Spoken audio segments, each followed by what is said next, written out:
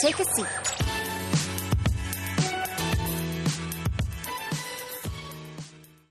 So let's briefly look at this kind of issue of what maybe is a critical distinction between the Web 1.0 world and the Web 2.0 world.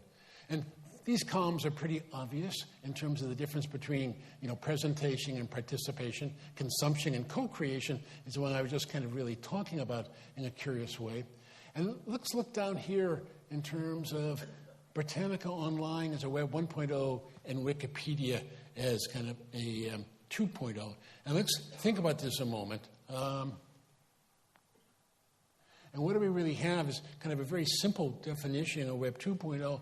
Think of it as just simply an emerging network that actually supports, collects collaborations that done creatively by the users. But the spirit, and that all is obvious, but the spirit of Web 2.0, which a lot of people do miss, because it has quite interesting commercial kind of ramifications as well, is the spirit of Web 2.0 is how do you create a platform where basically all of us can make very microscopic contributions very, very quickly without a lot of work. So how do you do something? How do you create a platform where basically I can just make kind of one observation and kind of get that published as a build on what somebody else has done and so on and so forth. So how do you actually look at kind of creating these platforms that the key is kind of the cumulative effect of what people are doing in terms of very brief moves. But let's get a little bit more serious. Let's think about this for a moment, because I opened this talk having to do with the accelerating pace of change. And how do you now, with that accelerating pace of change, do you come to kind of think about, for example, Wikipedia versus Britannica? And it's very obvious that if you want to figure out anything that's happened in the last 2 or 3 or 4 years, you would never go to Britannica to look it up. You would go to Wikipedia. And the currency of what's happening in Wikipedia is really astounding. But with that occurrency, what does this mean in terms of authority? Does authority require something that stays around for a long period of time, gets debated in the back rooms, and finally published? Or what? Very interesting thing happened a year and a half ago or so, and Nature did a study about the authority of Wikipedia versus the authority of Britannica. And they came out with a conclusion that basically Wikipedia was more or less as authoritative as Britannica. Now, I don't know how many of you actually traffic in both media, but to me, A, the result was false, but B, and much more significant, they completely missed the point. And I think this is a key issue here. And the key issue is that the way that you read Wikipedia, the reading practices of Wikipedia are completely different than the reading practices of classical text or the Britannica. If you know how to read Wikipedia, what do? Not only do you read the front page of whatever you're looking at, but you fold back and look at the edits. You look at the debates that are going on behind the scenes. And by looking at those debates behind the scenes, what do? You discover what part of what is there in Wikipedia is being contested and what part is basically everybody agreeing on. And so all of a sudden, with the right kind of reading practices, for the first time, you get kind of a view into the back room that went on in a laborious way with Britannica in terms of the arguments going on back and forth between the editors that actually are responsible for authorizing or authenticating the Britannica. So suddenly, in many ways, you come out with a much deeper sense of what you want to believe in and where are the arguments and how might those arguments actually be settled. But that requires a new reading practice.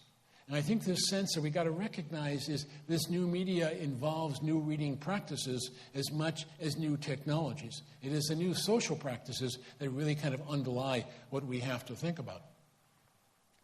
So let's look at this in terms of social networks.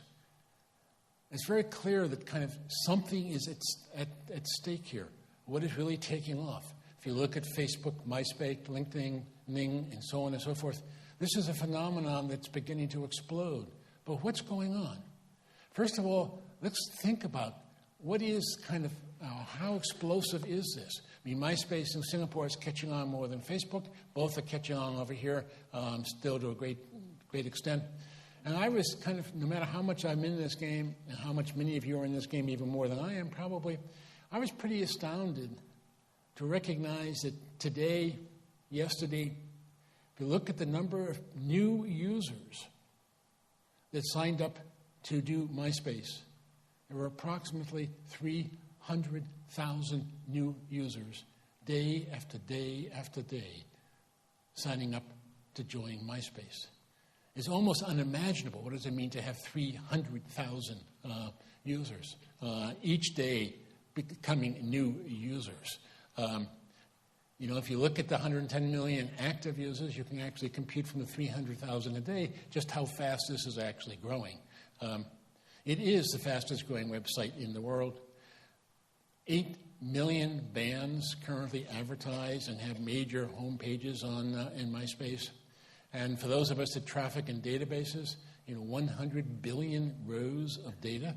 And you look at those numbers, and you have to, to me, the second piece of data that I was most surprised at is 50 million emails a day. That's more than all Google does. And I always thought that Google was by far the greatest email system around. It's amazing to see that MySpace completely outdoes that. So with this, let's ask the question, what's really happening in terms of the evolution of media with the backdrop of this social media that's happening? It's not at all surprising what's happened in terms of media convergence 1.0. It's kind of sitting in between or just above Media 1.0 that has to do with the convergence of basically push-based and pull-based type of media and how they have kind of come together.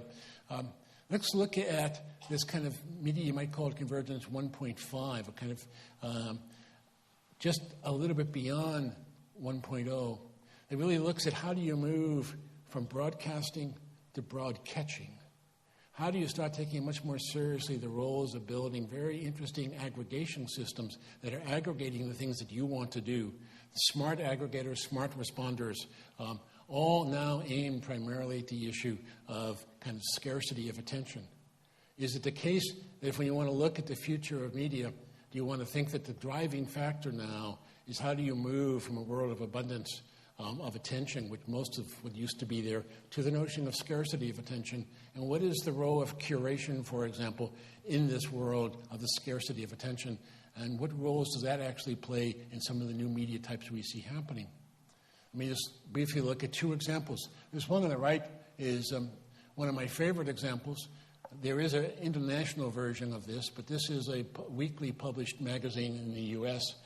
And what does it do? It actually collects all the major ways that a particular event that's happened this week has been rendered on different newspapers across the country. So it's not that you go to it to find out a new event. What you do is you go to it to find out about how a particular event has been rendered by this paper, this magazine, and so on and so forth. So you begin to get a sense across the country how the same event is being interpreted from multiple types of audiences. They give you kind of a very interesting insight into how these things kind of get understood and get propagated in different kind of communities across the country. And you also find kind of an interesting role in terms of, for example, take the New York Times in terms of a push-based media. How are they now using their warrants, their kind of broadcast capability, if you wish, to go through and now find a few websites that they have found very interesting and things that they have, those websites, those blog sites have just said, and now push that out to the main media, through the main media type channel. So you begin to get the fact that they are getting their information from the blog sites. They pass it through some editorial control, and then they actually render those blog sites for you to read through the New York Times. You begin to see this kind of merging of the push and the pull in some fairly interesting ways. Take a seat.